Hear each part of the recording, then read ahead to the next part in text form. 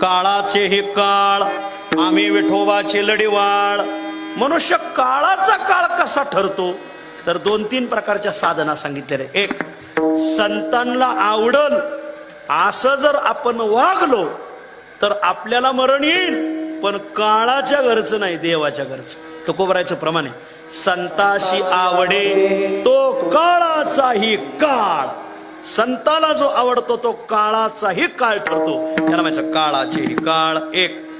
दुसरी गोष्ट, दुसऱ्याच्या पैशाची लालसा ठेवली नाही तोही मनुष्य काळाचा काळ ठरतो. आपल्याला कष्टाने जे भेटल अथवा प्रारब्धाने जे भेटल तेवढंच गोळा करा. उगा याच्या माना मोडायच्या आणि त्याच्या मारला का तू हे पोर लुळे पांगळे होतील, कशाला तू डोकं चालितो.